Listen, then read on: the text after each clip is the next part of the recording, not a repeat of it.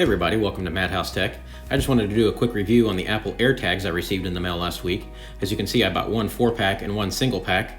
So without wasting anybody's time, let's go ahead and dive into what's inside the box.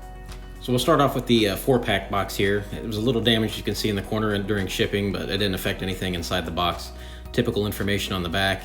Once you get the box open, it unfolds into a kind of a trifold there. You'll get some basic information on the left-hand side, and then in the middle you have the 4 different Apple AirTags and some more information on the right. Typical stuff for iOS devices. So all in all, pretty nice packaging setup. I like the presentation of it. It looks pretty good. Let's go ahead and pull one of these out of the packaging. You can see they have a nice stainless steel finish on the front side there where they have them displayed in the packaging. When you flip them over, it's just a plain plastic white shell. Now you can go ahead and add emoji to that shell if you like, initials, whatever you like. I chose not to do that.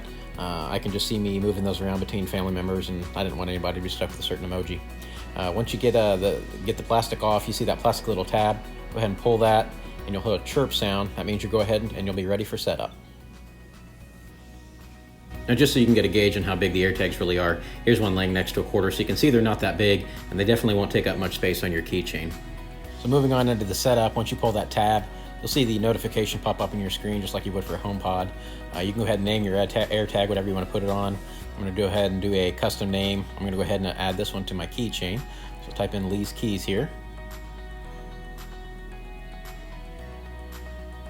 And then I want you to go ahead and choose an emoji for the AirTag to represent it. I'm a Notre Dame fan, so let's go ahead and pick out a shamrock. It's going to ask you to register your Apple ID. Go ahead and give it a couple seconds here to set up.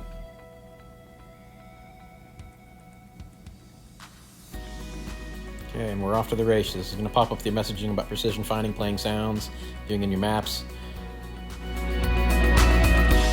The address was spot on. I was pretty impressed by that. Usually, based on where my house is, there's not a lot of accuracy when it comes to addresses, so that was pretty cool that it popped up with the right address. So let's go ahead and see how this thing works. On the left-hand side here, you can see the actual finding part of the app. It tells you within feet how close you are to the device. Here on the right-hand side, you can see me walking, trying to locate the item.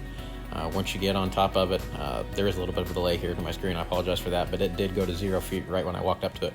Really accurate. One other thing I did notice, it wasn't advertised. I don't know if it's just coincidence or maybe something that might come down later on in the pipeline in the future. AirTags appear to be magnetic. As you can see, I'm sticking this to my fridge. It's hanging up there just fine. Doesn't really move around. So we'll see if Apple does anything with that in the future moving forward. So the question is, are AirTags right for you? Well, if you're in the Apple ecosystem, these are fairly inexpensive. They came in under the price point of what I thought they would be. $29 for a single pack or $99 for a 4-pack. I think they integrate nicely with everything else in the Find My app. They've got a lot of potential moving forward, and if you're in the Apple ecosystem, I'd highly recommend them. Thanks for watching. See you next time.